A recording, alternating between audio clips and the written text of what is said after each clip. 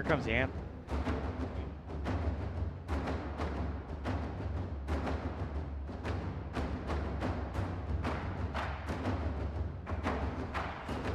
Good evening and welcome to the OAC Game of the Week here at Herman Court in Wilmington. Mike Hurt and Jacob Hawley-Graham, and a very interesting matchup here on tap with these two teams as we get ready and you get to listen to the national anthem.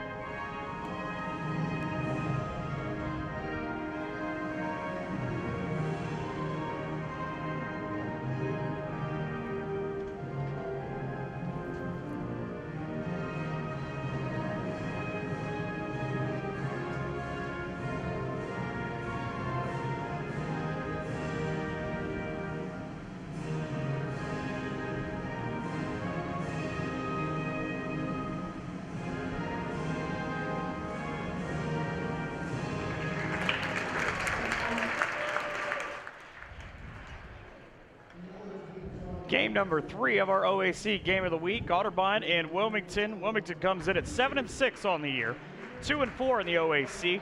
Otterbein at 7-6 as well, but they sit at 3-3 here in the Ohio Athletic Conference. And two teams kind of right in trying to get into that middle, chasing Heidelberg on one side, Ohio Northern on one side. A very interesting matchup, like I said. And Jacob, we take a look at our keys to the game. So our keys to the game, we're looking at Wilmington. We have balance here. We're going to look at Otterbein first, excuse me, and we're going to look at riding the streak. They come in on an 8-game streak here, winning 7 of those, so you really want to ride that out. We're also going to look at Kissel. She dropped 44 points December 1st last year against Capital, so your offense is really going to flow through her, one of their top scorers. And lastly, most importantly, Otterbein has the top scorers, 2 top scorers in the conference, with Danny Kissel, who I mentioned earlier, averaging 19.9, and Allie Cardinal averaging 17.2. So those are the really keys we want to look at to get us a win here. And we're going to look at Wilmington's keys here. We want balance. You know, we have 4 players on the starting lineup who average double digits per game. And we're also going to look at Kelly Knoll, who is the OAC Player of the Week, who garnered that recognition with 11.3 points and has a 3-point percentage of 58.5. And lastly, we're going to look at assists for Wilmington. They are second in the OAC. And they're second in the OAC. Should be an interesting matchup. You look at the Otterbein starters in Allie Cardinal wearing at number 2 tonight. Abby Schultz at number 4. JC Jones reps number 5. Miss Jackson, Angelina to her friends, wears number 12 and 44, the young lady that Jacob just talked about, in Danny Kissel. We're going to say her. Kennedy Lewis wears 3 for Wilmington. They'll be in the white jerseys tonight. Kelly Knoll wearing 21. Savannah Hooper, which I still think is the greatest name in the OAC, wears 23. Mackenzie Campbell, 24, and Faith Tieford is at number 40. As we get ready to get this one started, Faith out of Kendallville, Tennessee, Kendallville, Indiana. I can't read my own handwriting. That's a horrible problem to have. Ball in the air as we get ready for this matchup just outside of 7 o'clock. Again, our 3rd game of the week, and it seems like right out of the gate, everybody forgot which way they were going. That's not how you want to start. That's definitely not the way you want to possession. That's not the way you want to start here, but you're going to see Otterbein's going to spread the ball around a little bit, something you want to see good early on. Quick shot from the free throw line, no good. Oh, good looking rebound right out of the gate. If you can't keep Abby Schultz, who averages 7.5 rebounds out of Cincinnati's Mount Notre Dame High School, you can't keep her off the glass, give up offensive rebounds. It's not going to be a good night for you. Yeah, like I said, it's going to be a long night. If you're not going to get those boards and secure some offensive rebounds, you're going to have a nightmare for a high-scoring Otterbein team. 3 from the corner for Wilmington. Kennedy Lewis offline. Coach Jerry Sheevy, he was honored right before this game, won his 500th about a week or so ago. 2004 D3 national champs, and he's got a squad. He talked about it. This could be a high-scoring basketball game. Both teams try to figure it out here early on. First minute already gone, 2-0 in favor of Otterbein. A feed into the low post, quick little bump. And you gotta love the aggressive move, but anytime you see a defender stay home like that, I'm not gonna let you bully me underneath. And we mentioned earlier about rebounds. You didn't see a lot of boxing out under there by Wilmington, and that could set them behind early. You really want to box out against this team. So just as quickly as Otterbein's second possession began, it comes to an end. A 4-time. If you've never seen her play at Springboro, she was a beast. It's a game you got to watch for, standing back out on the wing. Her team down 2-0. Watch her work is something. Got to see her a couple of times down the road. There you go, up and under as the shot clock ends. Had to force that one just a little bit more than she wanted to. Yeah, it looked like she wanted a couple more seconds with that ball, but I mean, what are you really going to do? You got to get that shot for a shot clock run. Schultz with a beautiful kick into the corner, trying to make it 5-0. J.C. Jones had it take an awkward angle. Still 2-0 Otterbein. 7:45 left in quarter number one. And this is what you talked about, the pacing and about the tempo in this game. Wilmington right now is taking kind of a smart approach. Make a team in Otterbein that scores a lot of baskets, make them play an extra 2 or 3 seconds of defense. This time, they've now gone twice in a row right down the middle, draw the foul. Right, and you're seeing Lewis come up, really the general of the floor right now, you know, delegating her team, calling some plays, looking for those assists, you know, making some plays, setting some shots as we look at the foul line here. Kelly Knoll up and down on the free throw, her team's first point. She's an 85% free throw shooter. She had kind of an odd freshman year a couple of years ago. Made her first career shot as she ties the score at 2. When she made it, though, she ended up that being the only game she played as a freshman against Alma College. Kind of weird, had to sit out for a little bit, but when she's in there, she can be a difference maker. As Otterbein, it seems to be maybe rushing their threes a little bit. Yeah, and you know, she had time there, and that's when you want to see her settle down, you know, take a great shot there and not rush it so much. So as great as big offenses can be at times, it's also kind of a detriment if you're not able to play that slow down game. A couple of subs coming up off the Wilmington bench now for the first time as they get into the middle of the lane. And another quick score. Great back down, great individual work there to make it a 4-2 lead for the home team. And a quick foul on the opposite side will send Otterbein to the free throw line. Cardinals come in at 7-6 on the year. They lead the overall series 24-14. Took both games a year ago. So now the free throw for Allie Cardinal up and good. 81.8% free throw shooter. She's another one. Had a big high school career at Newark High School. Remember reading a lot about her when it came to honors. She can tie up this ball game and does. 6:52 to go into the first. And like you said, we only see one foul from each team, but keep an eye on her. You know, she is so lethal from the line. That's a charity stripe. You don't want to give her those free points so you get behind. Sometimes it's not very charitable. You get two very good shooters and two of the top scorers in the league. You see why. Earn that a lot from the free throw line as the ball. Awkward redirect. Very late Christmas present for Wilmington. 3 on the way to make the difference. Up and down goes Kelly Knoll. An honorable mention, Southwest All Ohio Picken High School. She looks like an all-conference performer here. I mean, yeah, you saw it right. Sorry about that, but you saw it right here. I mean, that's why she has some points and averages what she averages, taking shots like that. 3 from straight away. Finally, the answer from straight away downtown. Angelita Jackson, 8 of 23, 9 of 24 now on the year from outside. I've got a pretty good suspicion. Tied at 7 now here midway through the first quarter. She's not going to get very many more open looks like that. Yeah. When you see players like that sinking to threes, no problem. When they have time, you're definitely slotting someone out, and you want to get someone on them. And you get an interesting mix-up, too, right now, because You talked about Danny Kissel in our keys to the game. Hasn't been a big contributor, really. Just one ball that led to a score that's come out of her hands, but credit Wilmington for that. Now they work back on the offensive end. Little running baby hook. Why not? When things are going your way, they're going your way. Maddie Snyder able to get it up and down. 9-7 for her team. And again, keep an eye on number 2 out here. When she slides out, you want to make sure she's not getting any of those open looks at the 3 line. Yeah, Allie Cardinal, a dangerous three-point shooter at just about 34% on the year. But I feel like I just talked about Danny Kissel. Now she's at the free throw line. Does a lot for her team in 35 minutes a game, including shooting at 28 of 37. You get a look at the move. You just got beat baseline if you're the defender. Yeah, you know, that's a textbook foul you can't commit. There's no ball there, but, you know, you got to give her credit for it. She had an effort trying to stop the play. Second one off the back of the rim, so it's 9-8 now in favor of Wilmington. Through the first quarter, the third of the 8 games that we've got this season on OAC play, both the men and the women, as it almost a little delay on the way that play's set up for Kelly Knoll. And right there, that's one of those assists that we talked about in the key to the game. You want to see plays like that, setting up your playmakers under the rim for an easy shot. Maddie Snyder whipped one up there, and right on cue. Just not that long ago, somebody had said, watch out for that number 2. This time, it's creating to get back in as Delaney Cutteridge knocks down the jump shot.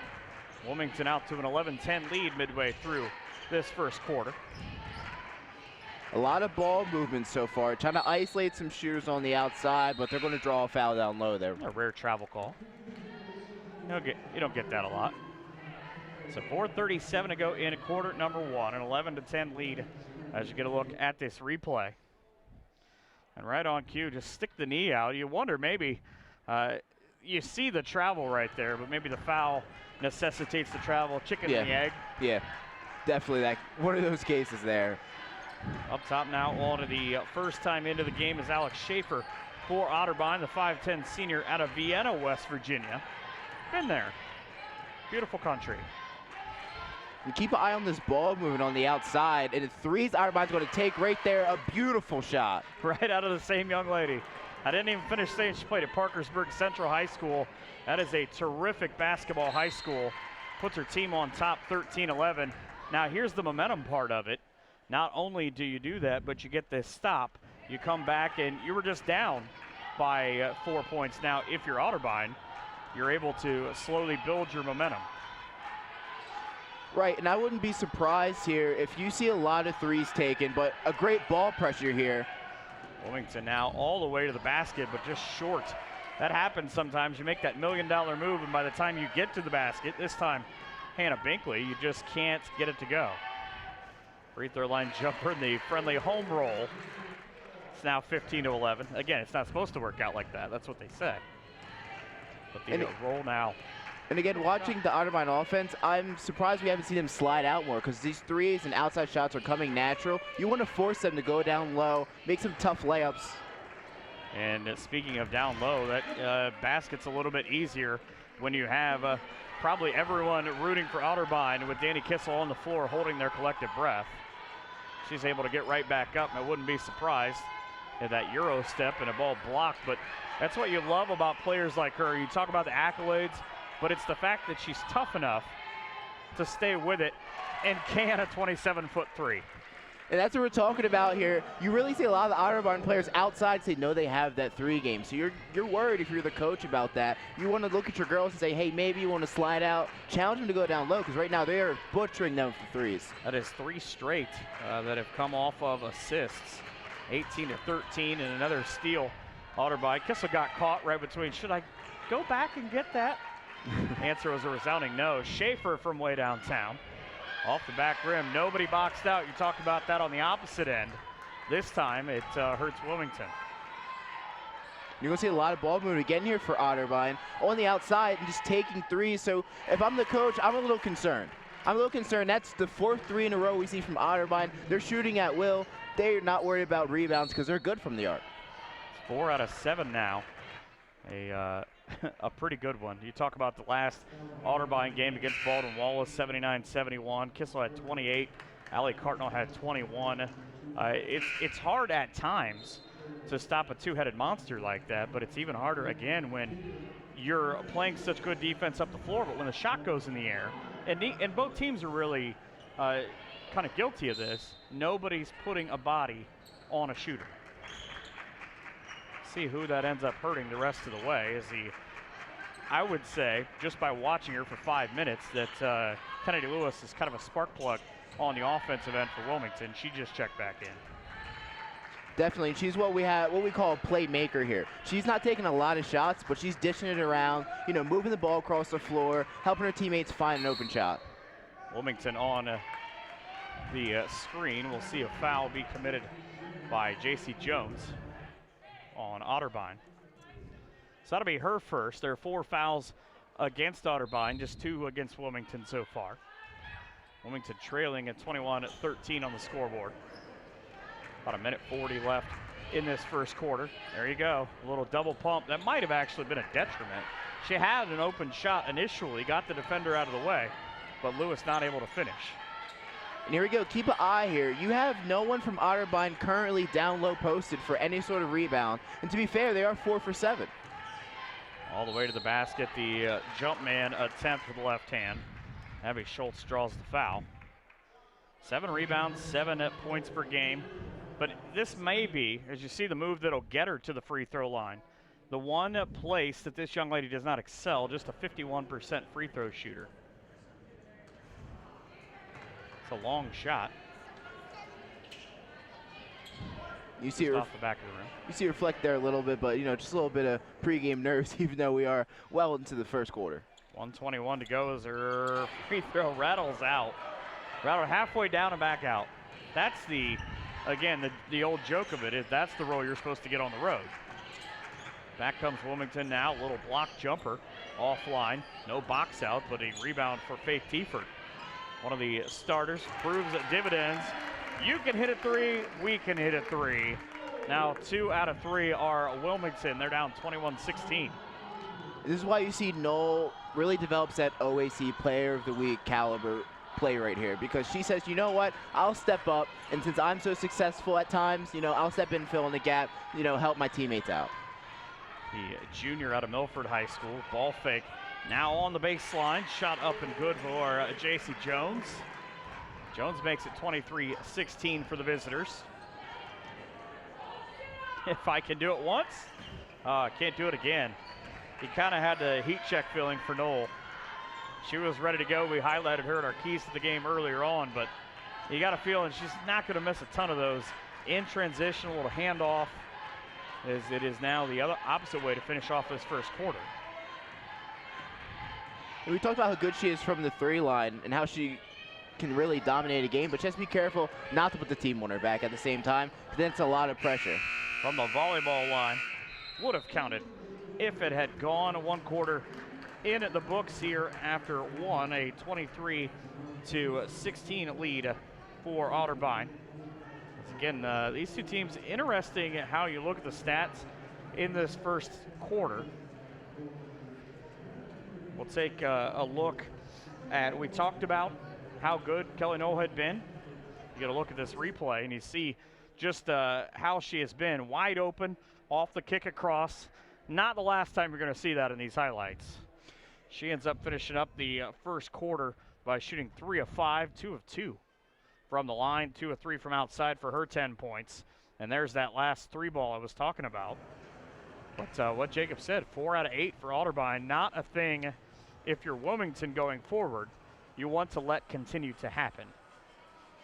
If I'm Coach Sheev over there, I'm talking to my girls about you have a lot of them open on the 3 line. You don't want to see them open at the arc. And if I'm Otterbein, I'm telling them, hey, listen, we're successful from the arc. That's fine. But still post up, because if one of those shots doesn't fall through, not going through the net, we have no one down there getting our offensive rebounds.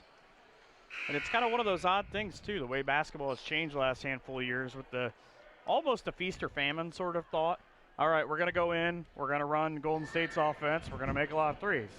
Well, that's all well and good until the nights where you don't have the greatest shooting night. You're tired, you played a big conference game, you've don't have any legs.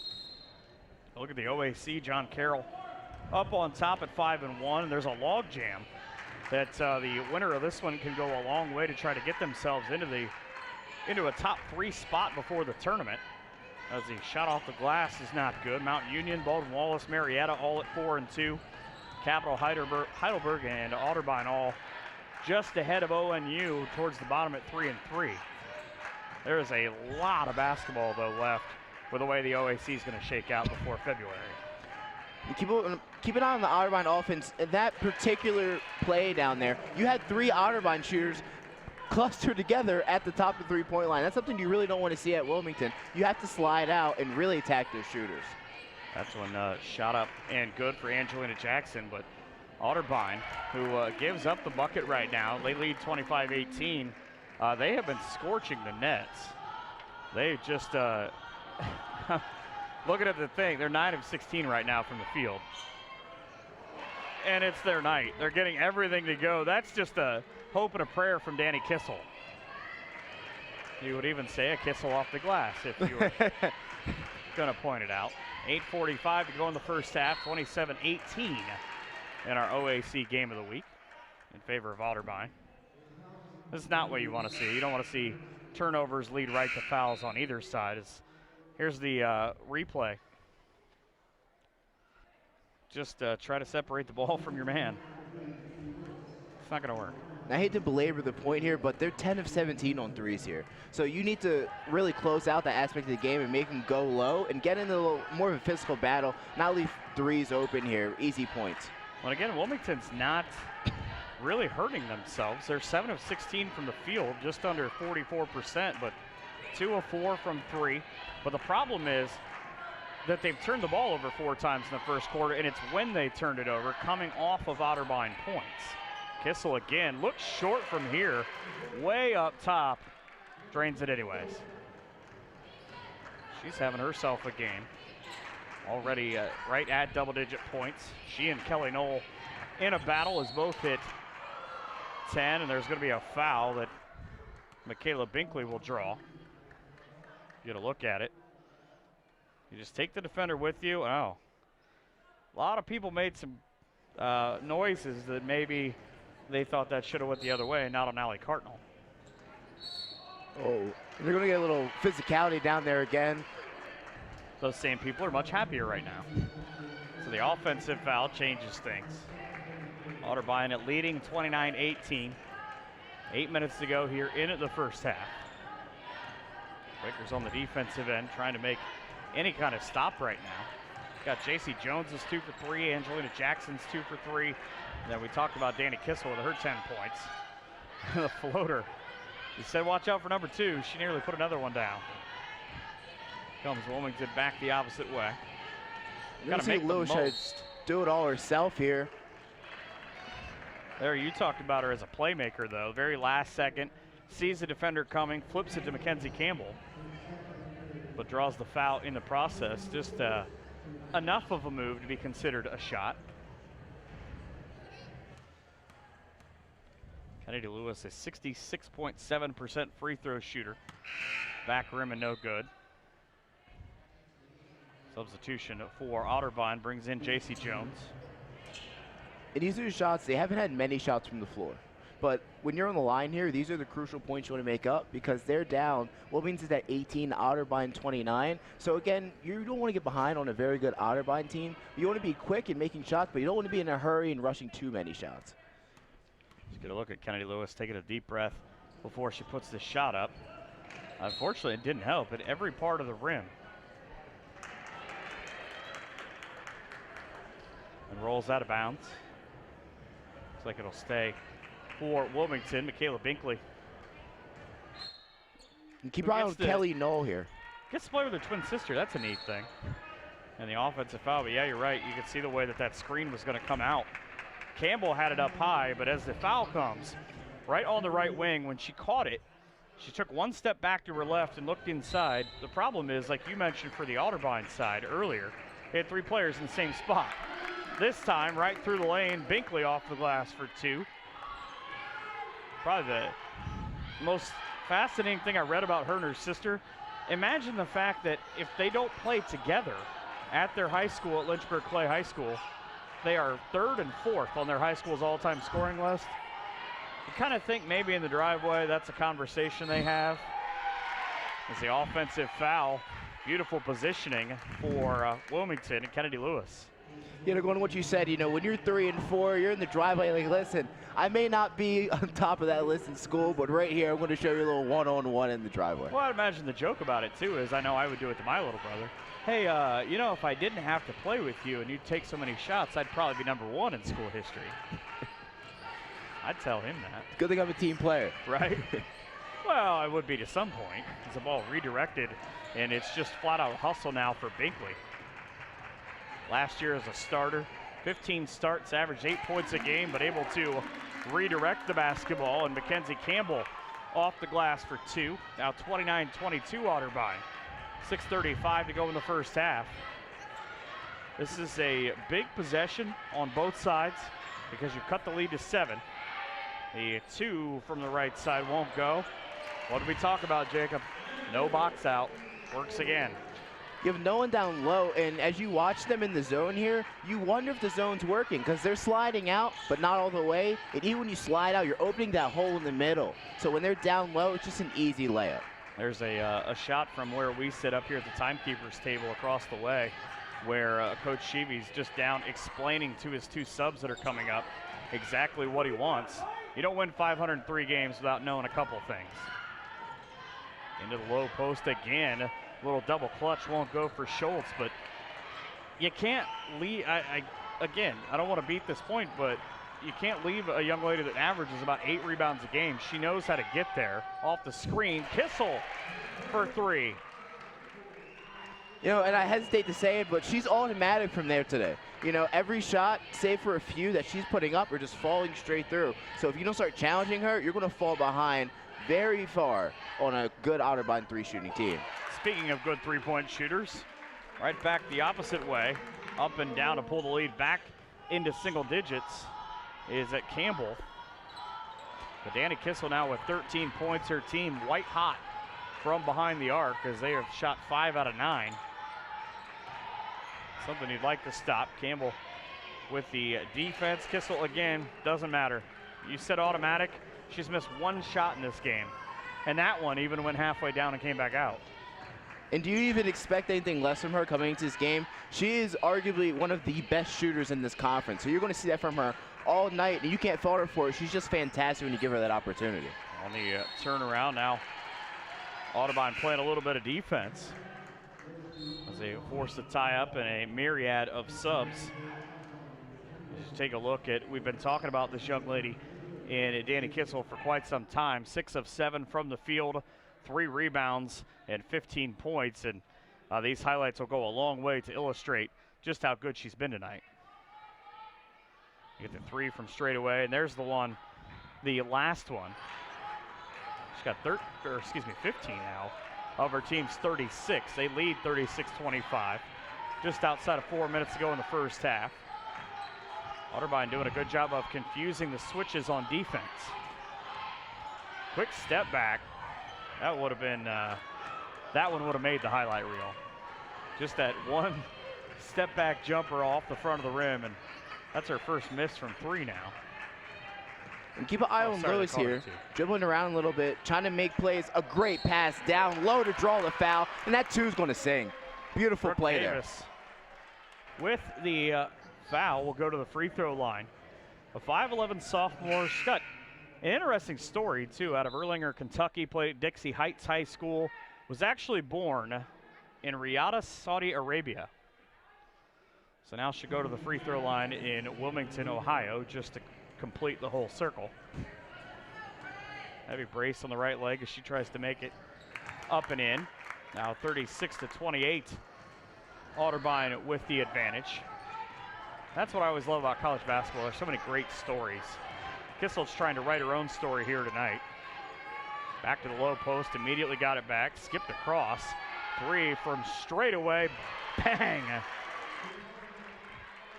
And that is the lethality of the Otterbein offense. Every player on the floor has a 3 game to some degree, and that's terrifying if you're the other coach. You're losing sleep at night during film study.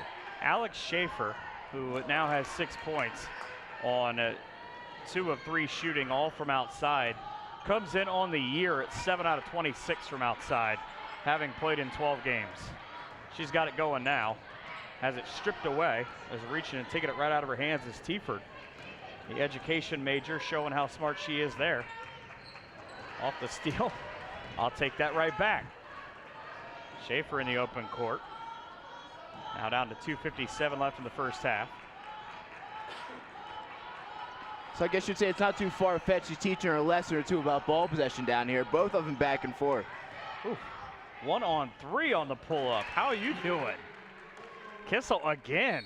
7 out of 9. 41-28. Her team putting up offense like it's going out of style. There's really, the rebounding stats in this game don't really tell you all that much, but it's a handful of players here, a handful of players there. The assists, I really didn't even get into this. Delaney Cutteridge has 6 assists for Otterbein already. And you know, that statistic isn't surprising. When you have such a high volume 3 shooting team, someone on that team has to be the unselfish, passing the ball, making chances for her team. So you're not really surprised by that. She has 2 points herself, so she's not completely devoid of scoring, but she's definitely a selfless player moving the ball around. Out of London, Ohio, and Bishop Ready High School. Comes in averaging a team high 3.4 assists. But it's when she can get her own shot, she doesn't take a ton of them. Just a 4-point per game score. 41-28. Wilmington trails as they come to our left. As we get towards the end of the first half. Again, a 3rd game of the week, both the men and the women in OAC plays. We've had already a couple of times. And the fouls, they are mounting up. I think it tends to happen, depending on which side you're rooting for, as you try to slow the game down right now if you're Wilmington a little bit, make your possessions count. They've only had 2 shots where the shot clock has been 5 or less, or 2 possessions rather, is the free throw good to make it a 41-29 disadvantage. But it's not really been an issue. Kenzie Campbell out of Cincinnati's Turpin High School. 26 starts a year ago, led the team in rebounding and points per game. Goes 1 out of 2 from the line. Still probably the one thing that'll irritate coaches most, missing free throws. Teams are combined at 7 of 13. Kissel off the screen, so good at abusing the screen. Schaefer again. She went to, she was looking for something bigger than she found. That was an air ball. Back the opposite way, a little bump it off the glass for Kennedy Lewis. That's a great drive. That's what you want to see. That's just a textbook. I'm going to run with the ball straight down your face, and I want you to stop me. And Otterbein, we've seen, has been very weak down low, both on offense and defense with boards. They've been very strong from here, though. 6 of 12 now from outside. So here comes Lewis again in the open court. He's going to try to get through 4 different defenders, and Schaefer poked it away. She's got 3 balls now where she has either initiated or come up with a steal herself. Does a very good job of using her length when players run by. 1:23 to go in the first half, 41-21 or 41-31. As a 3 offline, that might have been a heat check shot from Kissel. She just hasn't taken one in a while. As the tie up. Again, Kissel, and for Otterbein it's Kissel. For Wilmington it was Kelly Knoll early, who was the big star. Hit 3 of 5 from the field, 2 of 3 from outside, but the defense sort of adapted a little bit on the other side, and now they haven't been able to get to her. And let's be fair, when you're Danny Kissel, I'm taking that shot either way. What's the worst that can happen? It goes in, you know, so when you're as good as she is, that 44-point game like you said against Capital, I'm taking that shot either way. Wilmington on the back down. Nice little move for Faith Tieford. Her great-grandparents graduated from Wilmington in 1928. Her great-aunt graduated from here in 55. So a family affair for her, probably a big reason why she chose here. That, and it's a terrific academic school as well. On the skip down to 30 seconds now on a 41-33 lead, and you can see if you watch enough basketball, you can see when shooters are ready. That was Delaney Cutteridge wanted to shoot, caught Abby Schultz on the backside at the last second. Schultz, when she went up, I think maybe just lost the handle on the basketball. And like you mentioned, that Cutteridge there, that's one of those unselfish plays that you really want to see in guard play. Again, she could have easily took a contested shot, but she kept her eyes up, looked for her teammates, and that's why she has 6 assists on the game right now, keeping her eyes up. Final 6 seconds now is a 41-33 lead. Lewis with a head fake, jump stop, beautiful move, and a hard shot that won't fall down. A 41-33 lead for Otterbein at the half. And we go into the third quarter. It should be interesting to see exactly how this one pans out. Just a couple of different shots, but our OAC game of the week, Otterbein 41 and Wilmington 33 here at the half on NKT Productions and NKT Sports.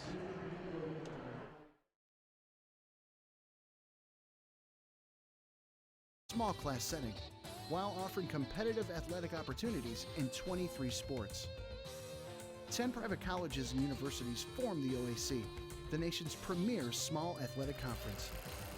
The Ohio Athletic Conference, where a proud history meets the promise of tomorrow.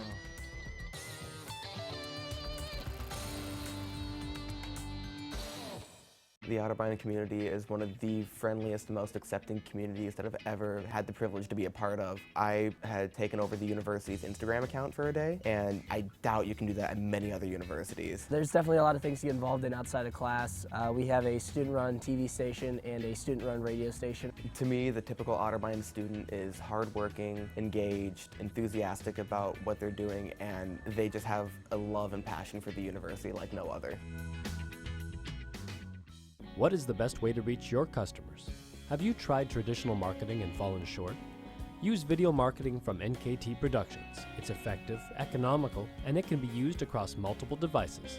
Capture your customers where they spend their time most, on TV, websites, email, and social media. Don't miss your chance to show the world how great your business is with video marketing. Experience the power of video marketing through NKT Productions. Meet with one of our experienced media agents to learn more. Introducing NKT.TV, a brand new solution for the cord-cutting generation. With NKT.TV, viewers enjoy viewer-specific programming with the ability to pick and choose the channels you wish to subscribe to. Missed brush pile fishing this week? Catch it on NKT.TV, along with all your other Pursuit channel favorites. NKT.TV offers dozens of network and channel options for you, the viewer, to choose from. So go ahead, cut the cord, and get everything you want with nothing you don't. Visit NKT.TV today.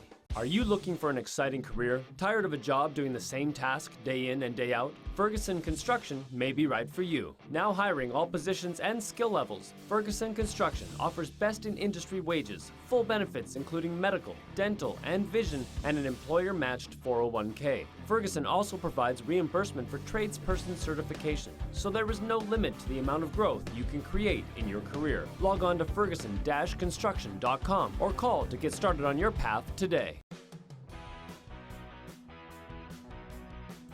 The Hometown Opportunity website is a great option for us because we can post all of our positions out there. We can then link our application to that website and they can apply directly online for any of our positions we have posted. They make it really easy to apply to several careers, and within a week I was able to find one that fit me. I recently re-entered the workforce, and Hometown Opportunity helped me find a job that matched my skills and my family's schedule. Together, we are family, working safely for our loved ones.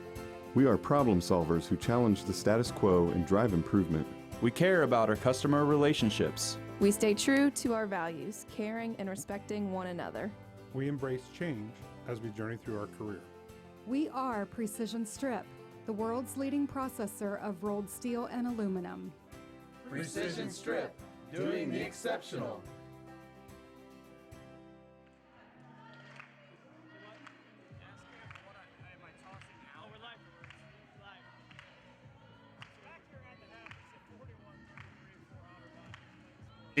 SID here. You look at the first half, kind of interesting, goes in spurts, but a lot of Danny Kissel for Otterbein. Yeah, definitely. And one thing I looked up just before we did this, Danny Kissel from Cincinnati shot 2 of 11 in this game here last year, 5 points.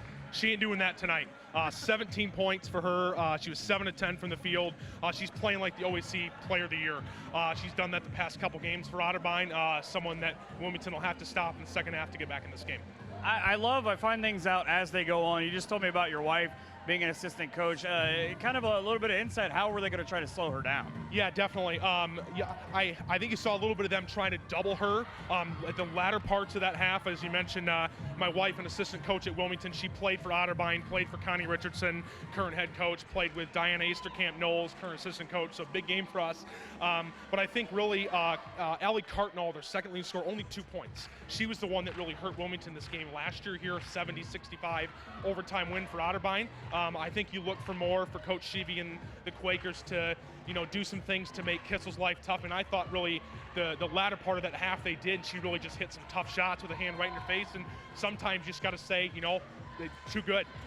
It's kind of one of those weird things. You think you see enough, but what I was impressed with was how she was able to roll back and forth during the screen game, especially on the outside. Yeah, definitely. One thing to be interesting, she played 18 minutes in that game. I know in the first half. I know she plays a lot of minutes, but we'll see if she wears down or not. I think if you're Wilmington, you got to look at the score. You're down 8. They were shooting. They hit 6 of their first 10 threes.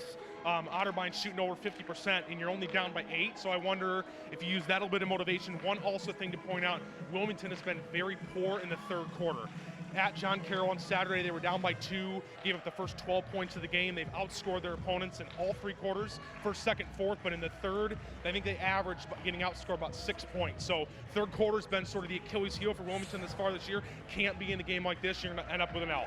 I would imagine a little bit on the other side, they're probably pretty happy, Otterbein is, about what they've done with Kelly Knoll. She got hot early, had the 10 points, but I really kind of felt like watching that Kennedy Lewis is ready to take this game over. Yeah, Kenny Lewis is a freshman. She'll make a couple plays that you'll just go wow, and she'll also make a couple plays where you go wow in a not so good way.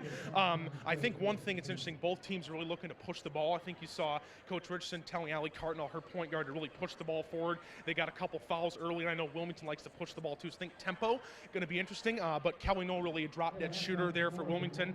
She started off hot, as you said, but Otterbein and Justin did a really good job on her in the second quarter. Somebody who gets to see a lot of the league, I want to ask you, are you maybe a little bit surprised how the OAC has drawn out so far coming into 2019? Yeah, great question. I think Ohio Northern's been the best team for the last 3 or 4 years. Of course, you cover them a lot. They lost a lot. Yeah, Amy Bollamore, of course, the I think 2-time League Player of the Year. So I thought they dipped back a little bit. I'm a little bit surprised that the Polar Bears dipped that much. But really, honestly, outside of Muskingum, who's struggling a little bit, like 1-12, really 1 through 9, anybody can still win this thing. There's 12 games to go, 1/3 of the way through the year. Marietta, also a team that won the OAC tournament last year at Northern. Pretty big game for them. I know they lost to Misha Hurd, another big one. I was kind of expecting Baldwin Wallace to sort of maybe take a stranglehold in this league, but you saw Otterbein get down by, I think, 22 or 23 points with 2 minutes to go in the first half, came back and won. So it's really anyone's league at this point. Did you just kind of see that and get the big eyes? Oh. That went a little different than how I thought. Yeah, definitely. Heidelberg also winning at Marietta. I know Heidelberg, a team that has struggled the past couple years, but they're full of seniors. They're a tough out. Really, this league is really good. They're going to beat each other up. It's kind of unfortunate. I know our coaching staff talks a lot about how if a couple teams were in different leagues, maybe they get in the NCAA tournament because this league beats each other up. But really, as I said, any one of 1 through 9 could win it, I think. I think everybody else uses that excuse with Mount Union football. Yeah. If we were just in another conference. Yeah, definitely. Although Mount Union had lost to John Carroll a couple years ago. John Carroll's been a team that's made the NCAA tournament for the OAC, but obviously the Purple Raiders really dominant in football. You're not real popular in Alliance? No, not too much. Although my wife did work in Alliance for about 3-5 years, so we definitely have some friends up there too. Well, thank you so much for having us here tonight. No problem. Thank you for being here. Appreciate it. 41-33, Otterbein with the lead. We'll be back with the third quarter after this here on NKTelco Sports. A member of NCAA Division III, the OAC features outstanding educational programs in a small class setting, while offering competitive athletic opportunities in 23 sports. 10 private colleges and universities form the OAC, the nation's premier small athletic conference. The Ohio Athletic Conference, where a proud history meets the promise of tomorrow.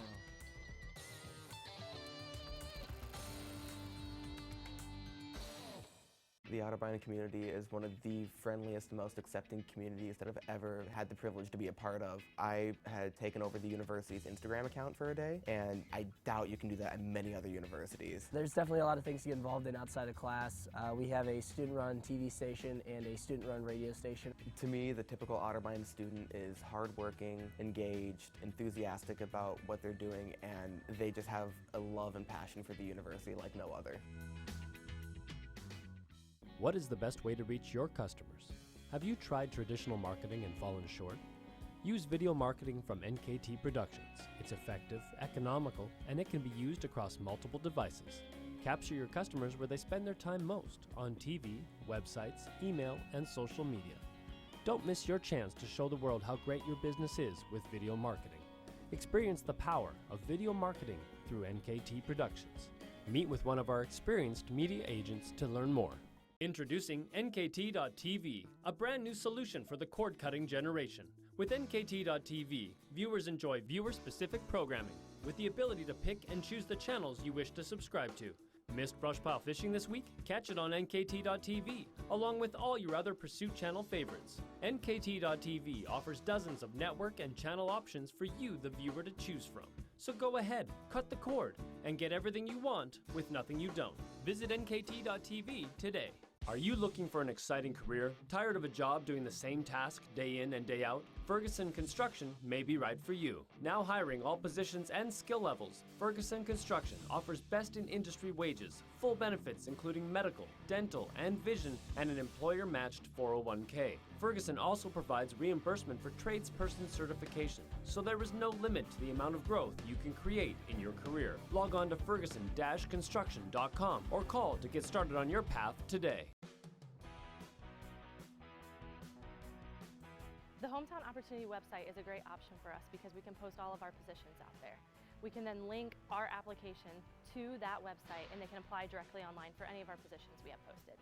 They make it really easy to apply to several careers, and within a week I was able to find one that fit me. I recently re-entered the workforce, and Hometown Opportunity helped me find a job that matched my skills and my family's schedule.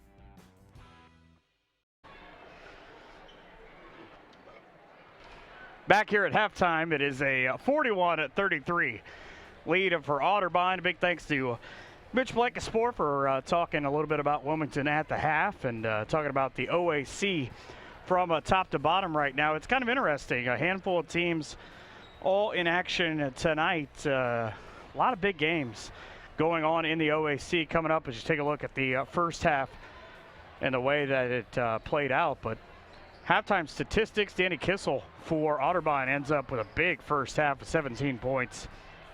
Kelly Knoll, who we talked about a little bit, trying to get it going into the second half. At a big first quarter, ended up with 10 points. As the highlights, a lot of it in this first half, threes. It's snowing outside, but it's raining here in this building.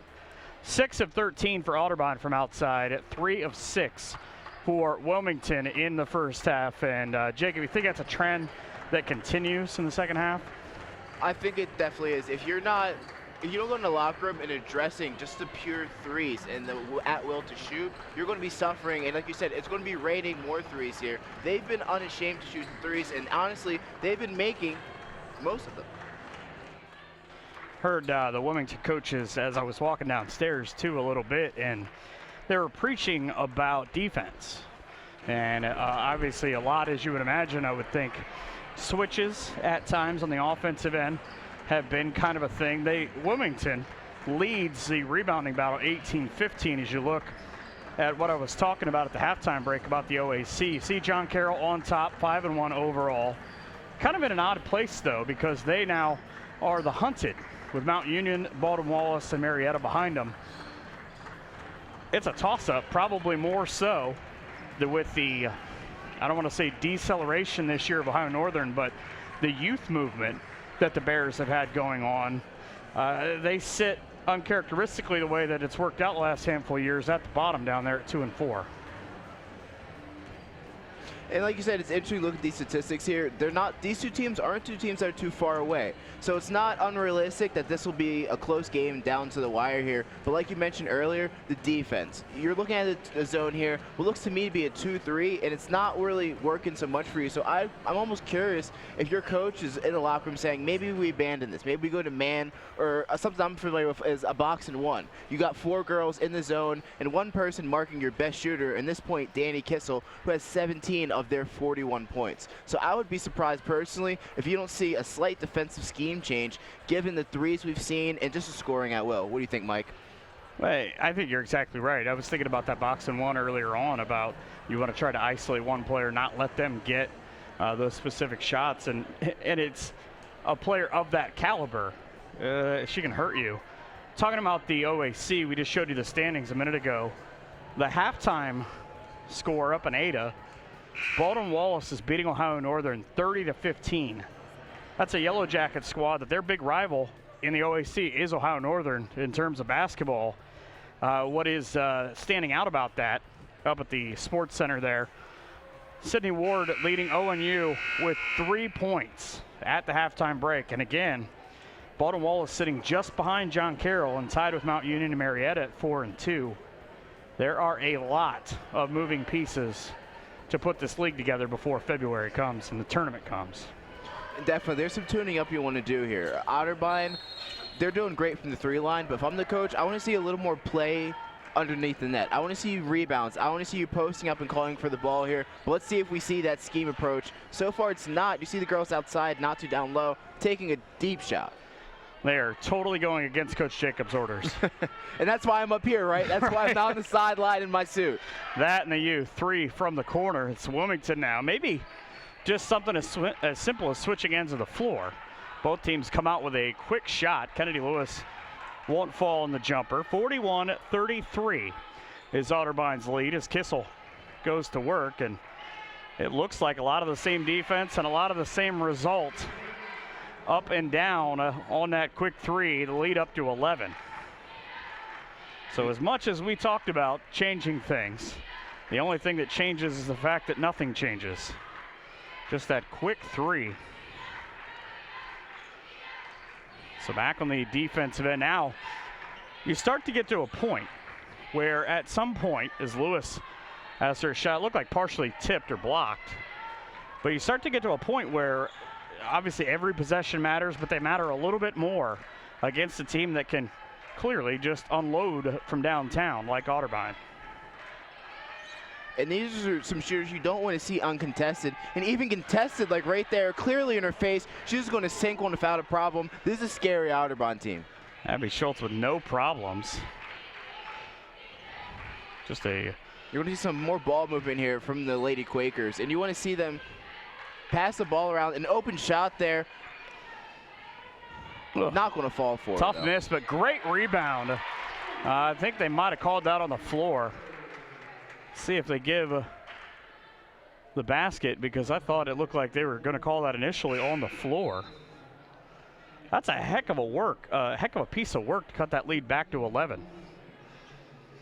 And if I'm the coach, I'm happy to see something like that. Posting up, that's a game that we haven't seen extremely strong for Otterbein, but Wilmington has a chance to really score some points there because you see a lot of shooting from Otterbein, so it makes you question, do they have a game under the rim? If not, let's attack that and bring the lead back that way. Teaford with the old-fashioned three-point play, as they would say, makes it a 10-point disadvantage for Wilmington at 46-36.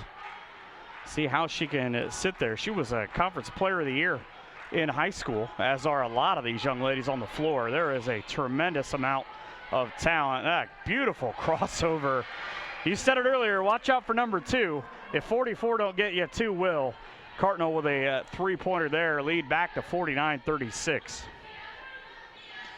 And like I said, she was silenced a lot in the first half, so I wouldn't be surprised if you see her trying to really get hers and kind of eat too, as they would say in the second half. Ooh. Fall-away shot for Mackenzie Campbell. Won't go.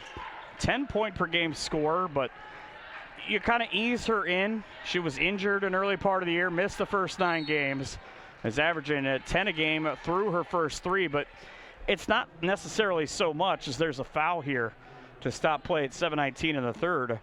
You missed those 9 games. She's an All-American as a freshman a couple of years ago in D3.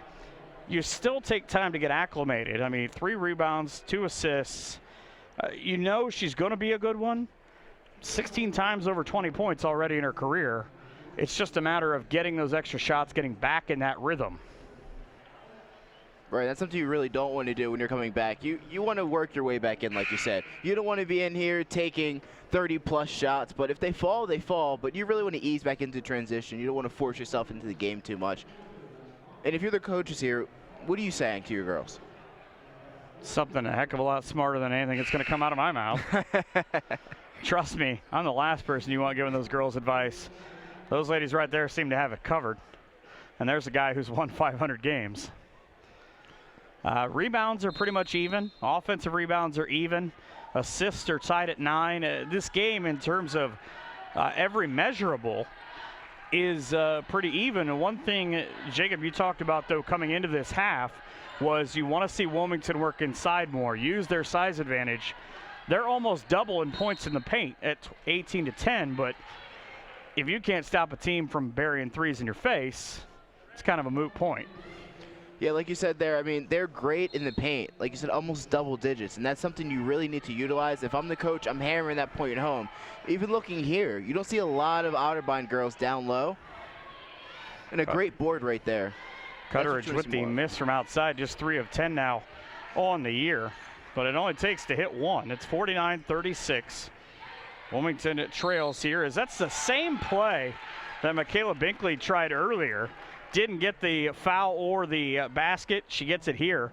Lead back down now to the lowest it's been in this half at 11. Hey, and like you said, if you're not a 3, you're going to get another look at it here, just backing her down. That's a great play and drawing the one for an old-fashioned 3-point play, as you mentioned earlier. So if you're not a great 3-shooting team, listen, this is how you get your 3 points right here. Right. Force them down low, get that charity point, and you're looking at 3 yourself. I had one of my uncles tell me, that's not the old way, it's just the way that I know. All right, well, we have a 3-point line now. And maybe if the NBA has their way, a 4-point line. The guys will be shooting from the parking lot when they pull up to the gym. You get a look at another one of these replays, just the hustle to be able to get to that ball, but Cutteridge, who is waiting, might be one of the better defensive players in this game. As now the offense back in rhythm, trying to get underneath double digits. Wilmington trailing, and that's an offensive foul. Pretty much all day. Cardinal was standing there waiting. You'll get a look at that here in a second. She'll come into your screen. Wow, I tell you what, from the angle, that's a little different than I thought it was live from up here. Cameras get great shots of those. She might have been moving. Nobody really seemed to be worse for wear. However, if you look at the board right now, the important thing about that is the 3rd foul, Michaela Binkley. Not who you want sitting on the bench right now. Another crossover nearly. That ball coming up for a double. Great switch for 3. Back of the rim. That was a confident shooting motion for Angelina Jackson. She was ready to drop it. All the way across. Everybody's touched it. Now on the dribble drive. The only problem with the way that this sets up, just enough Mackenzie Campbell kind of showed where she was going to go, dribbling with her head down. Ball poked away into the Otterbein bench. Sometimes your best option is not to look at where you want to go. So you look at that replay. On that, just hustle. And that's a great effort to the ball, really. You don't want her taking shots, so what's the best way to stop her from taking shots? Don't let the ball be in her hands. And a ball thrown away. That was a massive miscommunication. Jackson threw into the middle of the lane. The problem was there was no one wearing a red jersey there waiting for the basketball. Kissel went the other way as a defensive ball just popped right out of the hands of Tieford. Now here comes Kissel, the reverse of what we just saw. It didn't work for me. Let me give it to you. 51-39 Otterbein now with 5 minutes to go in the third. So the D up chant coming from across the way. If nothing else, Otterbein, when they're on the bench and they've used almost a line change formation at times, they have been a lively bunch rooting on their teammates. Good screen game, at least early on for Wilmington. Otterbein able to get right back and off to the glass with 5 seconds left on the shot clock. Will go Kennedy Lewis. And you're curious watching this game almost as why both teams seem a little afraid of the, the post-up down low game. You haven't seen a lot of that from either teams, and it makes you wonder what's going on in the basket, because that's, for Otterbein, they're scoring at will from anywhere on the court. Lewis's free throw no good. Now off the back of the rim, her team shooting at 6 of 10 from the line. And looking at the stats here, Wilmington has 20 points in the paint to Otterbein's 10. So when you have numbers like that, I'm sure the coach isn't tracking statistics like we are, but when you have numbers like that, you're curious. Oh, they might be. They're down there probably with the iPads. They can watch this online. Watch the live stream all the way to the basket. It just rolls up off the top. Cardinal had the right idea, just kind of lost her footing on the way. Kennedy Lewis had even turned around and ball faked. There was a lot of opportunity for her, as now the shift back to more of a zone look at times for Otterbein, but she had teammates wide open under the basket. Skip across, trying to create space. Ooh. That ball hangs in the air for Kelly Knoll. We said she needs to get going as she goes to the bench to get some advice and comes back out. She needs to get going like she was in the first quarter. The shots aren't as easily in rhythm for her like they were then. Otterbein back across now, waiting. You're looking at 12 points here. You're seeing a bit of a defensive change here for Wilmington. That's going to be a hard. That's going to be a blocking foul on Hannah Binkley. Just watch how hard she got hit on this replay. That's a football move right there, I tell you what. Danny Kissel, 5'9", senior out of Mountain Notre Dame High School. That's a tremendous program in the state of Ohio. They actually are ranked, I believe, in the top 5 in the polls that just came out for high school yesterday.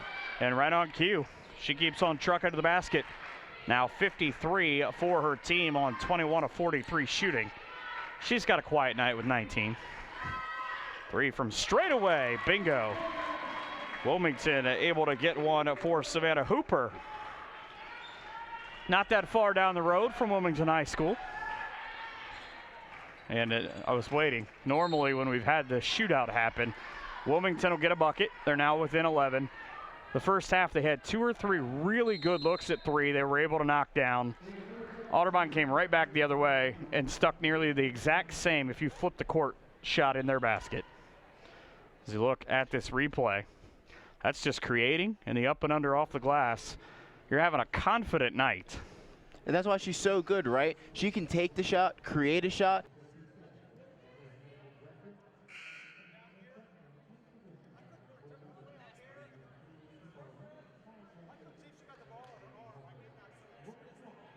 Scoreboard and the officials for tonight in the background. 3:15 to go in the third. 53-42 for Otterbein. They will take on Mount Union on Saturday at 3 p.m. These two teams will play again 3 weeks from today. You don't get a lot of rest. You get the way that home and home works with the conference. It seems like everybody is within, a lot of teams I know are about 10 days apart when they play each other. Wilmington trying to make a switch as they bring in Minster grad A.J. Arling for the first time. Part of a tremendous pedigree at Minster High School. The defending D4 state champs. Keep an eye here for the passing around the perimeter for Otterbein here. You're going to see that from them. And here you go, Danny Kessel. Expect a nice little move from her, but she's going to pass it off. Very unselfish play. A great rebound by Wilmington. Not something we've seen a whole heck of a lot from them, but she's going to take it down on her own here and pass it out. Try to create a shot. Schaefer forced that. That nearly went off of her knee. As that ball, it looked like when Hannah Binkley went to go to the basket, she took that one extra dribble to try to get to the low block. Schaefer was there waiting. She wasn't going to move. Forced the tie-up. There's a handful of substitutions throughout this game. It'll come Jenna Hoschauer for the first time. the Dayton, Ohio freshman out of Clayton Northmont High School. The Thunderbolts have a terrific facility. It's actually referred to as the Thunderdome, because if you're in that place, it is rowdy and it is loud. But Clayton Northmont has been a terrific program as they shot clock down to 4. Somebody's got to get it off the spin. Their right hand is going to be short and a shot clock violation. First actual one we've had as Mackenzie Campbell can't get her shot off. A couple of them were pretty close earlier. And that's just been the great defense by Otterbein, really. They're not letting Wilmington take any shots here. They're taking plenty of their own, of course, but they're not letting Wilmington get any chance to get themselves back in this game. Kissel now with 19 points can kind of use her ball handling as a decoy. She's so good at it with the 3 players who got on the floor. And we talked about Allie Cardinal earlier. Plays 32 minutes a game, does Allie Cardinal. Thought about shooting it. Now on the step back, free throw line, just throws it up. How about that? Back-to-back shot clock violations. Now the defense shifting on both sides. I said earlier, you wonder if the game slows down at some point. It's hot in this gym. These girls are playing a lot of minutes. Maybe now is that with 90 seconds to go in the third.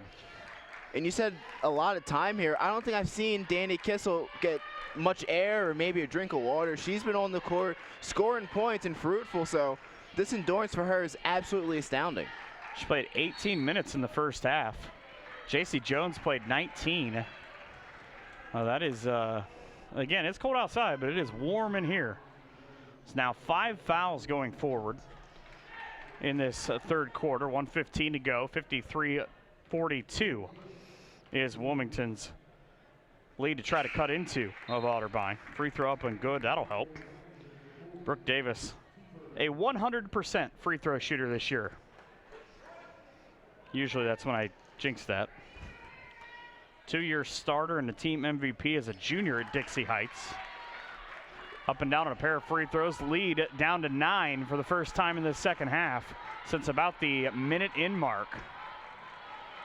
Kissel trying to create with 106.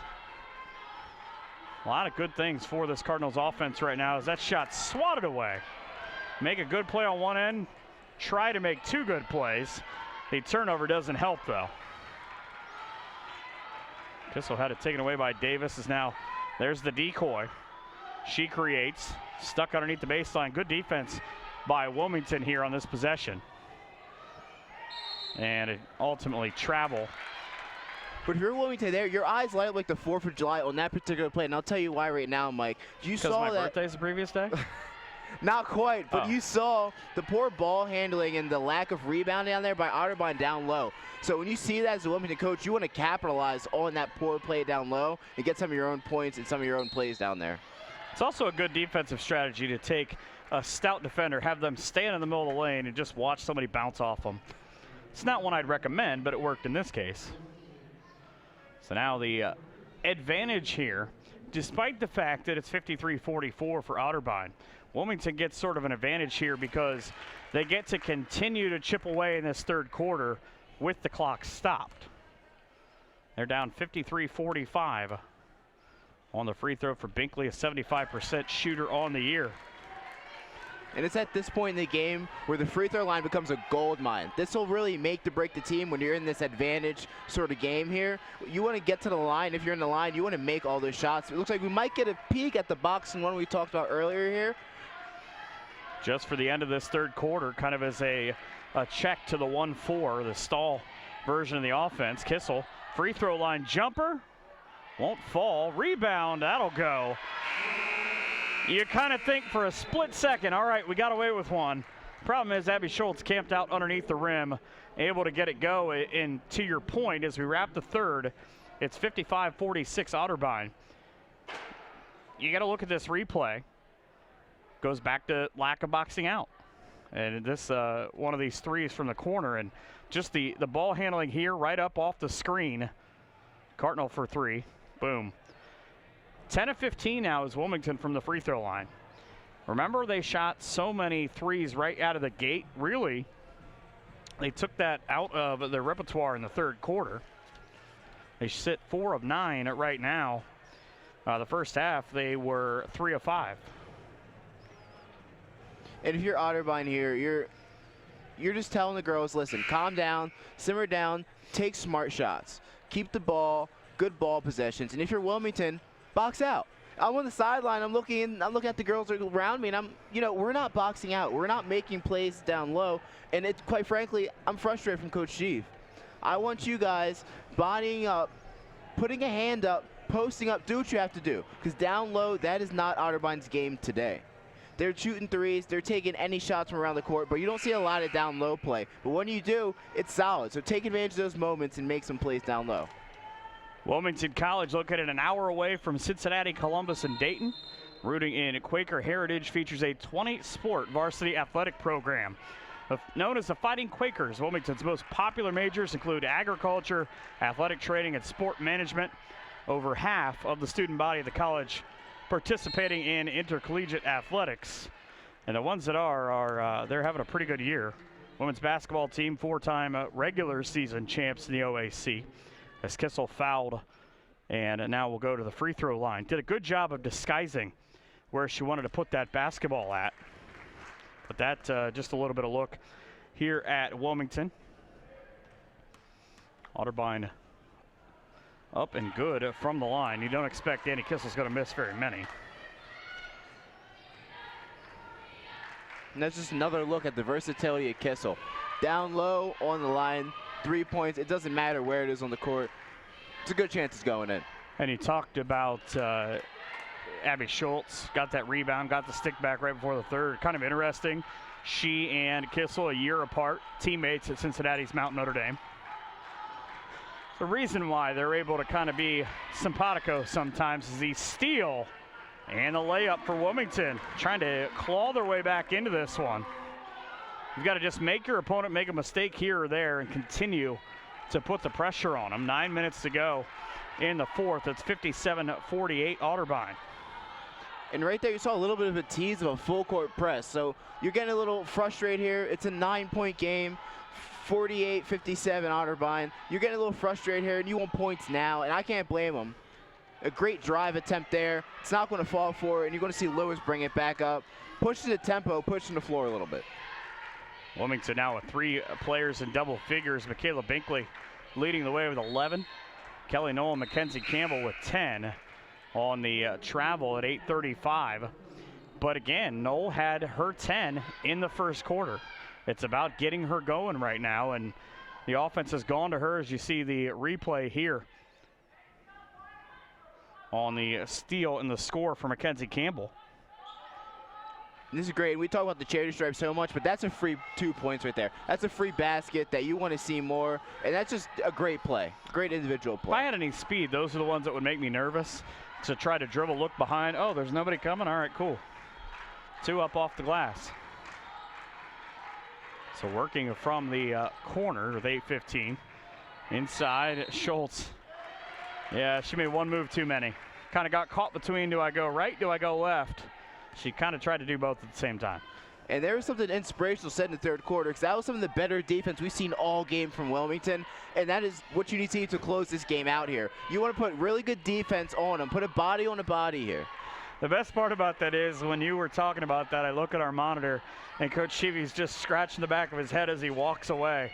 Maybe he's trying to remember what he said, trying to say it again. 3 ball from the right side up and in, and not going away are the Quakers. That 3 from Brooke Davis, 44% from out there. And look now at the scoreboard. It's a 6-point game at 57-51. Kissel trying to be the bully off the front of the rim and off of Davis. Tried to kind of olay one away from the defender and lost it out of bounds. I mean, I'd imagine, I can see why he scratched his head. You saw some great defense. Not only did you see great defense there, you saw a 3-point, and you're limiting the shots from Danny Kissel. I mean, this is a great play, and more play when you see from Wilmington. You live with it.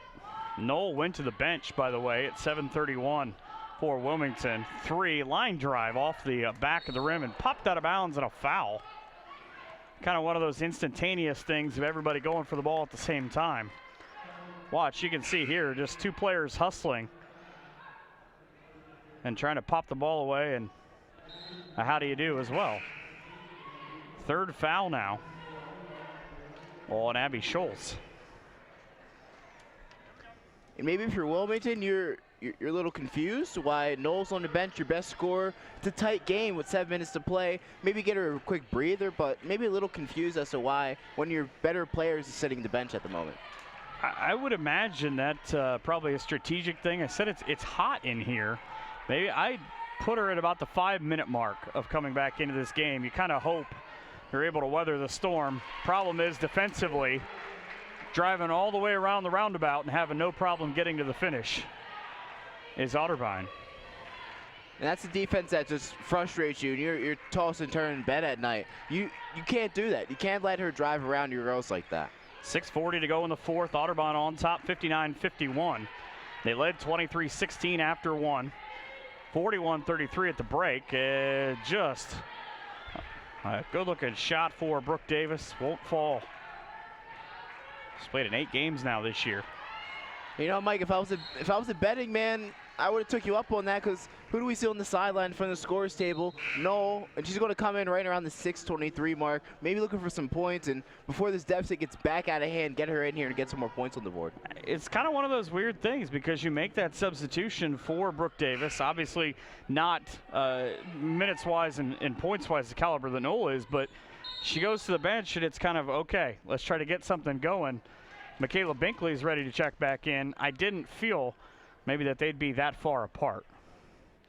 Trying to get each one of them a rest, as they will allow that sub. Connie Richardson, you just saw her a second ago. 28 years, 373 and 339. So over 800 plus wins. The 2 coaches in this game. You don't get a lot of that. Great screen game all the way to the basket, and Noel picks up the foul. I believe that's her 4th. So maybe that'll be 2. I'm sorry. So look at the floor right now. This is what I would call their scoring team. You know, save for Mackenzie Campbell, 24, not being on the floor. This is their scoring team. You're looking at Binkley, who has 11, and Noel with 10. They're combined for 21 of the 51 on the board. So it makes sense that they're on the floor together right now. Angelina Jackson comes in 9 out of 19 from the line, goes 2 for 2 here, and that lead that was as low as 7 back to 10 at 61-51 for Otterbein. 6 minutes to go, and it was Binkley I was thinking of that has the 3 fouls. So a foul for her is deadly. There's a 3 off the line for Hannah Binkley, and out of bounds. You feel like we talk about 50-50 balls and a lot of things. Right now, any kind of 50-50 bounce, Otterbein's able to get right in front of it and make sure it goes their way.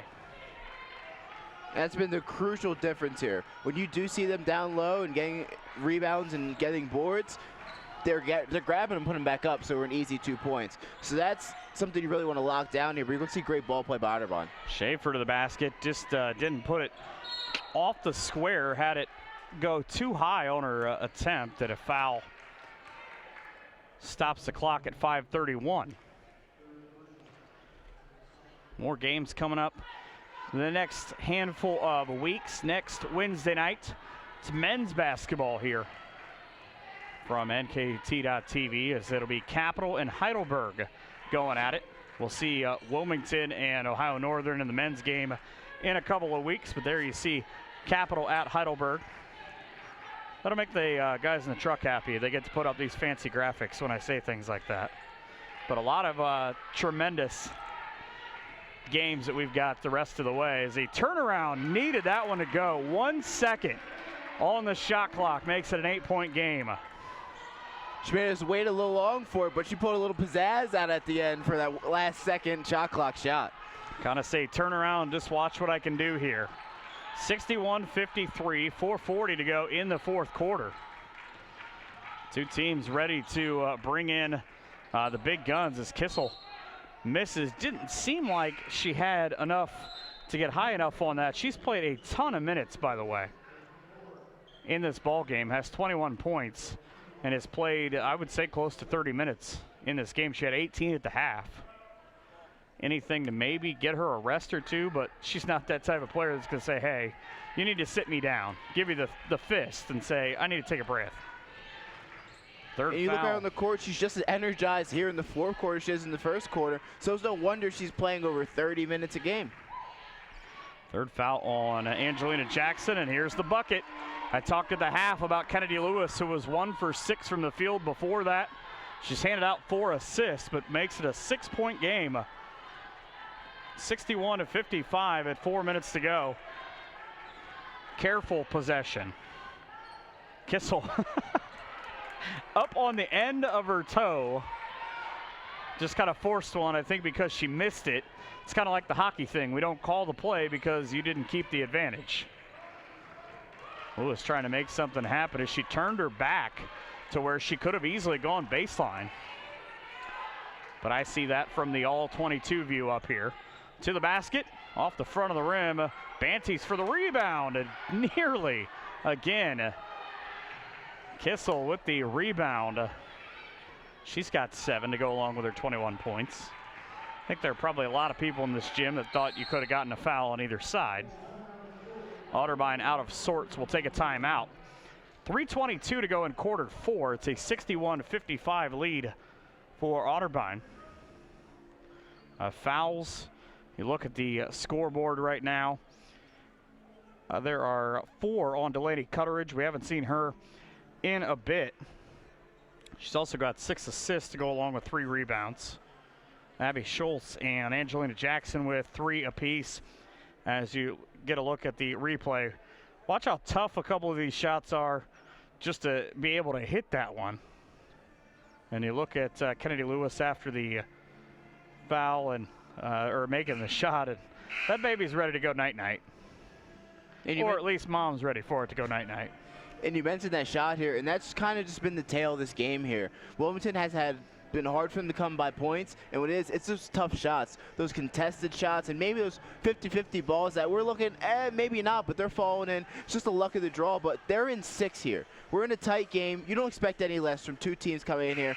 Very similar records here. So hopefully Wilmington comes out of this timeout strong, and they can finish, but Otterbein not to be defeated. And we're going to see Kissel come out one more time here, but are we really surprised? Now with 3:22 to go, there's a reason why she's been lauded with so many honors, because she earns every one of them. 3 fouls on Michaela Binkley for Wilmington, something to think about going forward. And a shot that defies logic to be able to get that to go for Allie Cartnell.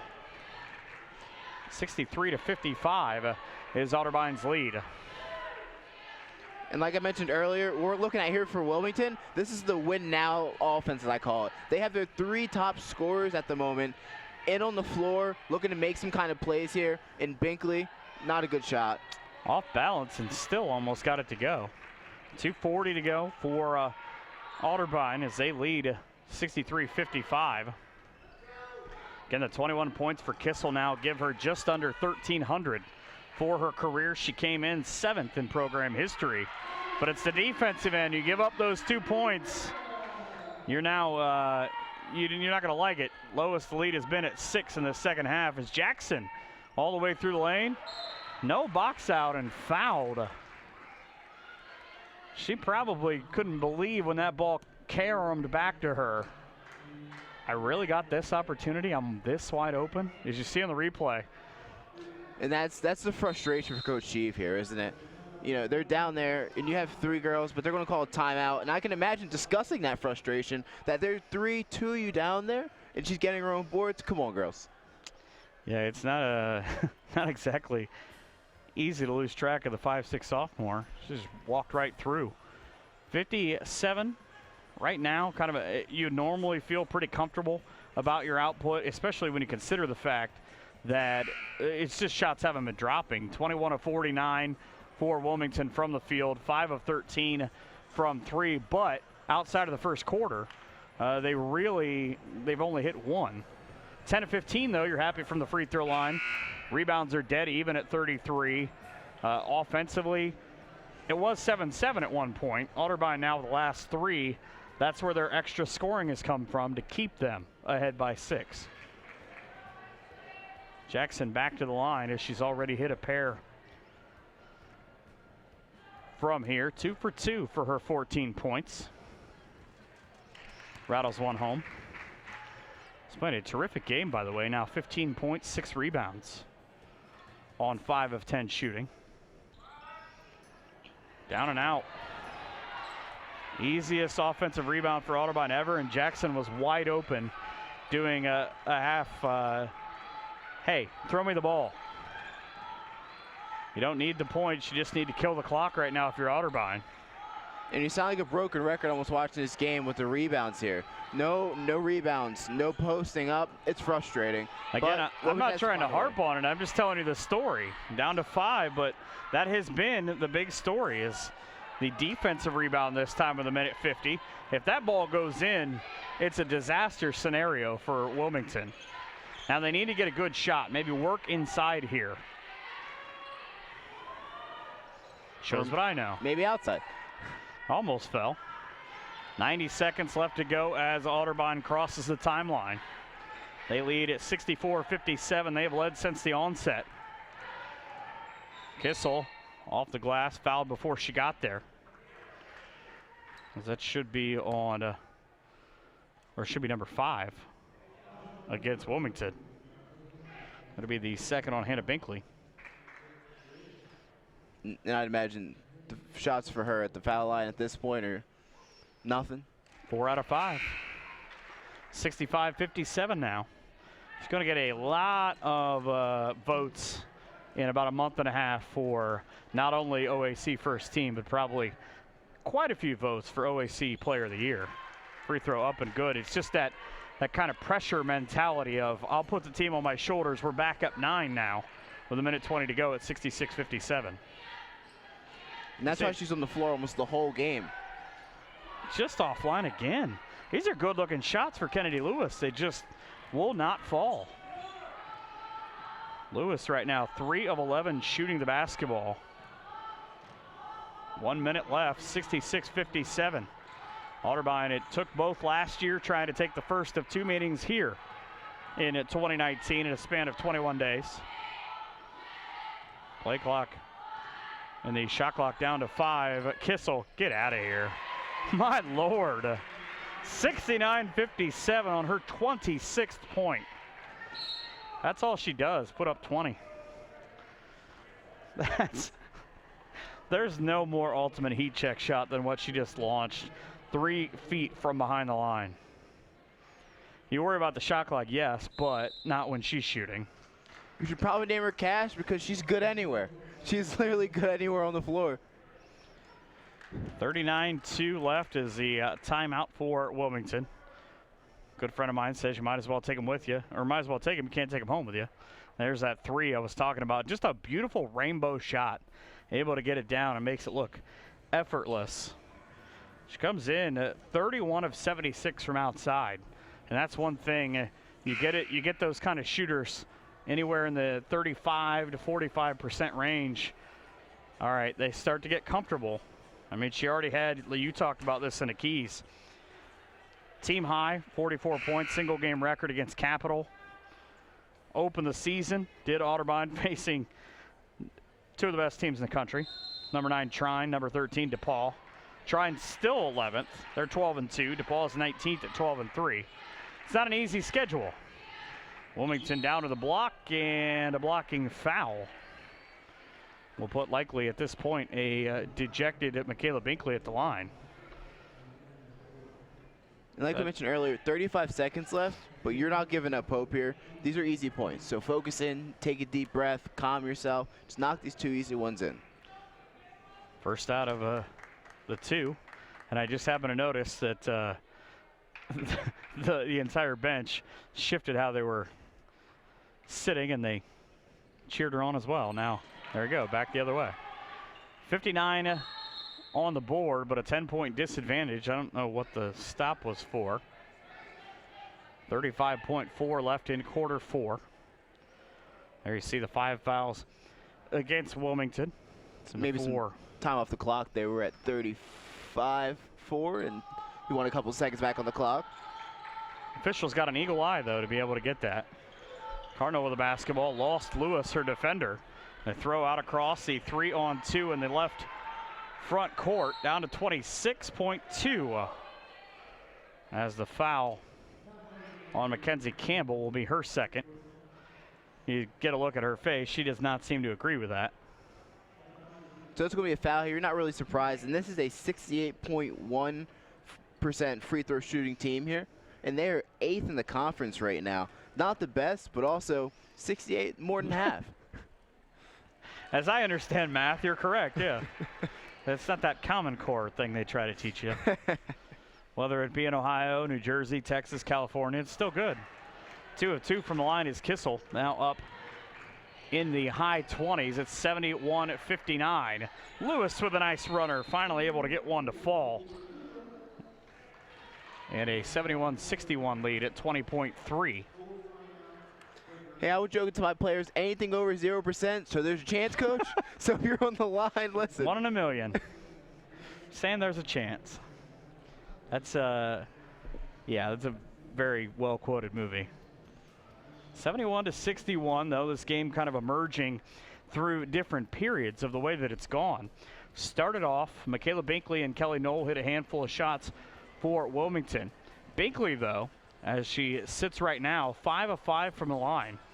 It's been a good free throw shooting effort as the crowd here on a Wednesday night. Points in the paint, Wilmington's up 28-18. Otterbein, though, has made nearly twice as many second chance points. Those guys were enjoying the popcorn. It smelled amazing at the half. 27 rebounds to 25. I mean, in terms of statistics, this game's pretty much even. Now, where it kind of gets out of whack is when you consider the three-point shooting. Otterbein at 9 of 24. Wilmington now at 5 of 15.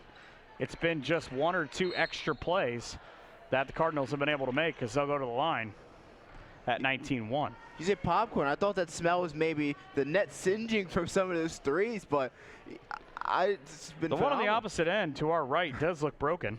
There's an extra string hanging down behind it. After all those threes in the first half, are you really surprised? No. On the free throw, Cardinal knocks it down. So again, we showed you the standings for the OAC at the half. This will make it even more interesting.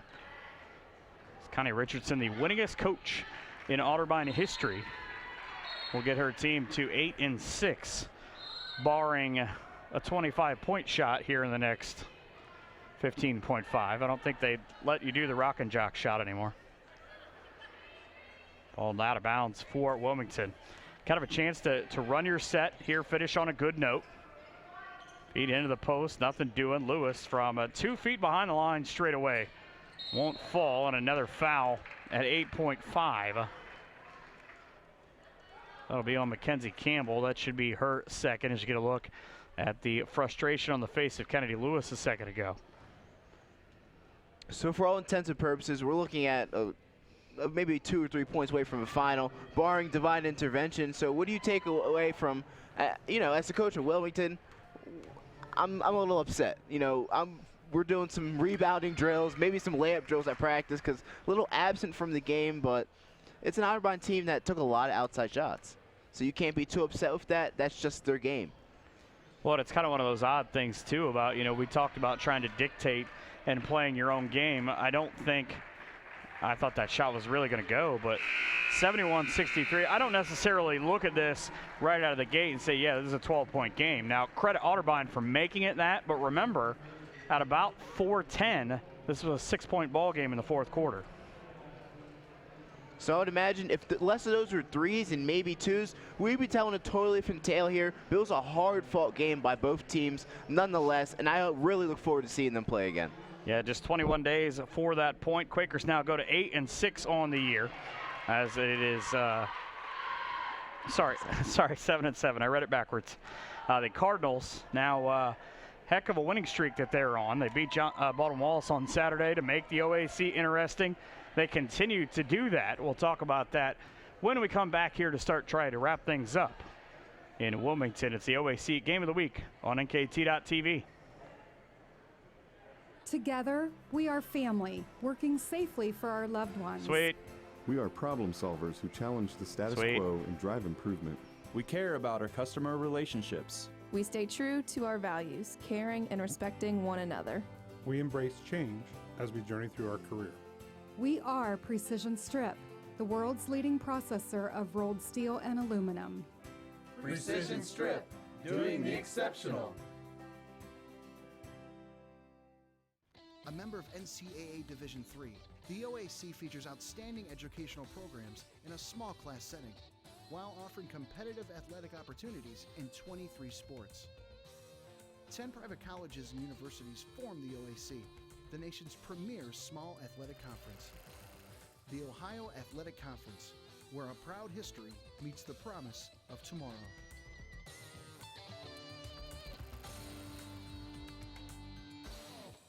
The Otterbein community is one of the friendliest, most accepting communities that I've ever had the privilege to be a part of. I had taken over the university's Instagram account for a day, and I doubt you can do that at many other universities. There's definitely a lot of things to get involved in outside of class. We have a student-run TV station and a student-run radio station. To me, the typical Otterbein student is hardworking, engaged, enthusiastic about what they're doing, and they just have a love and passion for the university like no other. What is the best way to reach your customers? Have you tried traditional marketing and fallen short? Use video marketing from NKT Productions. It's effective, economical, and it can be used across multiple devices. Capture your customers where they spend their time most, on TV, websites, email, and social media. Don't miss your chance to show the world how great your business is with video marketing. Experience the power of video marketing through NKT Productions. Meet with one of our experienced media agents to learn more. Introducing NKT.TV, a brand new solution for the cord-cutting generation. With NKT.TV, viewers enjoy viewer-specific programming with the ability to pick and choose the channels you wish to subscribe to. Missed brush pile fishing this week? Catch it on NKT.TV, along with all your other Pursuit Channel favorites. NKT.TV offers dozens of network and channel options for you, the viewer, to choose from. So go ahead, cut the cord, and get everything you want with nothing you don't. Visit NKT.TV today.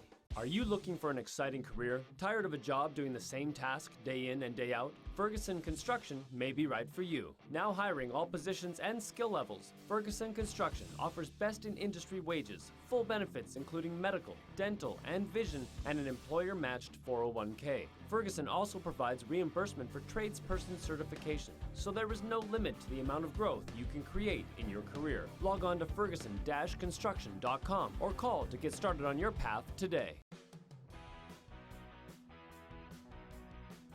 The Hometown Opportunity website is a great option for us because we can post all of our positions out there. We can then link our application to that website and they can apply directly online for any of our positions we have posted. They make it really easy to apply to several careers, and within a week I was able to find one that fit me. I recently re-entered the workforce, and Hometown Opportunity helped me find a job that matched my skills and my family's schedule. Together, we are family, working safely for our loved ones. We are problem solvers who challenge the status quo and drive improvement. We care about our customer relationships. We stay true to our values, caring and respecting one another. We embrace change as we journey through our career. We are Precision Strip, the world's leading processor of rolled steel and aluminum. Precision Strip, doing the exceptional.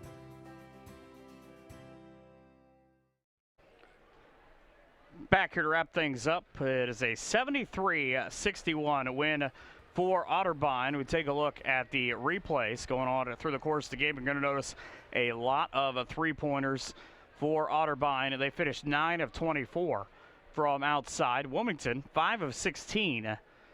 Free throw line pretty much even, 14 out of 24 Otterbein. They end up shooting 25 of 61 overall for a respectable 41%.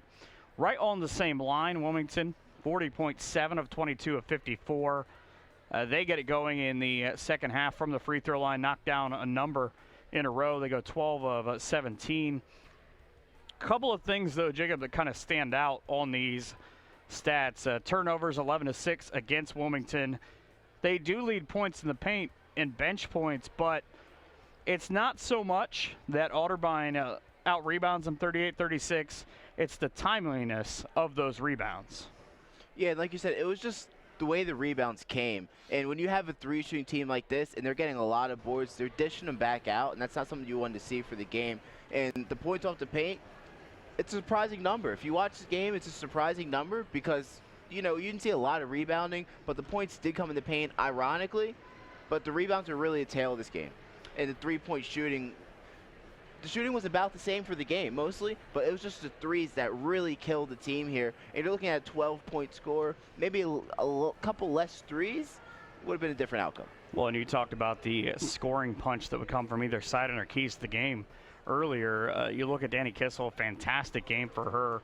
9 of 18 from the field, 3 of 7 from behind the arc, 5 of 6 from the line, 6 rebounds, 2 assists, 26 points. But it's maybe that 2 spot. And Angelina Jackson with 15 points. You look at Allie Cardinal, she had some nice things. Alex Schaefer comes in and just buries 2 triples right out of the gate during that big run. Just not able to continue to weather that 3 different fronted storm. Yeah, like you said, we expected Danny Kissel to do this, right? So what was really shocking was Angelina Jackson came with those 15 points. Not shocking because every player on this court is gifted at the sport, but you didn't expect her to come in and drop those 15 points on you. So when you saw that, it's a hard adjustment because Danny Kissel's going to get her points. Fine, fair, but when you have these other players stepping up to the plate, making those plays, it's fantastic for Otterbein, not so good for Wilmington. Yeah, Jackson nearly 3 times what she averages on the season at 5.6. Other side for Michaela Binkley, 13. Kelly Knoll, 10. Mackenzie Campbell with 10. We'll talk to one of the young ladies who helped make this game possible when we come back. Again, a 73-61 Otterbein win here on NKT.TV. A member of NCAA Division III, the OAC features outstanding educational programs in a small class setting, while offering competitive athletic opportunities in 23 sports. 10 private colleges and universities form the OAC, the nation's premier small athletic conference.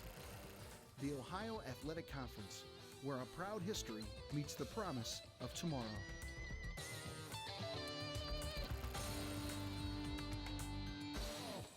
The Otterbein community is one of the friendliest, most accepting communities that I've ever had the privilege to be a part of. I had taken over the university's Instagram account for a day, and I doubt you can do that at many other universities. There's definitely a lot of things to get involved in outside of class. We have a student-run TV station and a student-run radio station. To me, the typical Otterbein student is hardworking, engaged, enthusiastic about what they're doing, and they just have a love and passion for the university like no other.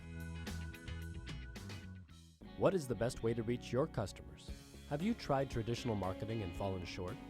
Use video marketing from NKT Productions. It's effective, economical, and it can be used across multiple devices. Capture your customers where they spend their time most, on TV, websites, email, and social media. Don't miss your chance to show the world how great your business is with video marketing. Experience the power of video marketing through NKT Productions. Meet with one of our experienced media agents to learn more. Introducing NKT.TV, a brand new solution for the cord-cutting generation. With NKT.TV, viewers enjoy viewer-specific programming with the ability to pick and choose the channels you wish to subscribe to. Missed brush pile fishing this week? Catch it on NKT.TV, along with all your other Pursuit Channel favorites. NKT.TV offers dozens of network and channel options for you, the viewer, to choose from. So go ahead, cut the cord, and get everything you want with nothing you don't. Visit NKT.TV today. Are you looking for an exciting career? Tired of a job doing the same task day in and day out? Ferguson Construction may be right for you. Now hiring all positions and skill levels, Ferguson Construction offers best-in-industry wages, full benefits including medical, dental, and vision, and an employer-matched 401k. Ferguson also provides reimbursement for tradesperson certification, so there is no limit to the amount of growth you can create in your career. Log on to ferguson-construction.com or call to get started on your path today. The Hometown Opportunity website is a great option for us because we can post all of our positions out there. We can then link our application to that website and they can apply directly online for any of our positions we have posted. They make it really easy to apply to several careers, and within a week I was able to find one that fit me. I recently re-entered the workforce, and Hometown Opportunity helped me find a job that matched my skills and my family's schedule. 73-61 for Otterbein. Coach, you look at this game, kind of an odd game in terms of you guys had runs, they had runs. They were just able to make a handful more shots. Yeah, first half they made 6 more shots than we did. The stats were even. Other than that, they took 6 more shots and they made 6 more. we had a terrible game plan and how to defend them the first half. Made some switches at halftime or really late in the first half. Helped us a lot, but we just couldn't get over the hump in the second half. A handful of the rebounds in the second half kind of come down to, I don't know how you want to say it, them wanting it more, but it seemed like on both sides, boxing out was kind of at a premium tonight. Meaning it wasn't there? Meaning lack of a premium, I'm sorry. Yeah. And I won't disagree with you on them wanting the basketball more. I thought there was one loose ball, especially in the first half, that was ours, and we let it go, and they ended up with 3 points. It really should have been a 4-point play. They didn't call the foul. But I can't disagree with you about that statement. Danny Kissel, you guys come in. Obviously, you know she's going to get her points. I thought you did a really good job on Allie Cardinal, kind of kept her from doing where she wanted to go. A couple of rights, you forced her left. But a little bit of a different that Angela Jackson was able to get 15 tonight. Yeah, I mean, you really, really have to work hard to stop those two, and you hope somebody else doesn't get hot. She got some baskets for them, and she's been doing that lately, and we knew that. And the Schaefer, I think the post player, came in and really hurt us in the first half from the outside when she went out and hit those threes. So, you know, we told them we got to concentrate on 2 people, but their other 3 starters all shoot 45% or higher from the field, so you just can't forget about them. And they hurt us, especially Jackson. That's something a little bit different, too. I want to ask you about that, kind of your years as a coach. By the way, congratulations on your 500th win. A nice ceremony before the game. Thank you. But it kind of changes the way the game's gone a little bit. You talked about having a post player step out. All right, we've got to change our thinking on that. She can hit those. We didn't have to change our thinking. We just had to go guard her. We knew she could hit them. We got post players and do the same thing, and they stepped out on our post players all day. So you just got to execute. You guys get a handful of big games coming up. The way the OAC has laid out, has that surprised you a little bit, the way there's that log jam right in the middle? No, I said at the very beginning of the year I thought 8 teams could literally win the league this year, and the only thing I had wrong was there's actually 9 teams that could do it. On any given day, anybody can win, and we've got to start winning. We're not far from it. We've had an unusual year in terms of injuries primarily, and trying to fit pieces back together, and those pieces are all back now, but we're still trying to fit it together, and I still think we're going to get better. I wish you guys best luck the rest of the year. Thanks, Mike. Appreciate it. So 73-61 win for Otterbein. We got more basketball action next Wednesday night at 7 p.m. here on NKT.TV. For Jacob and the boys in the truck, I'm Mike. Have a great night from all of us here in Wilmington on NKT.TV.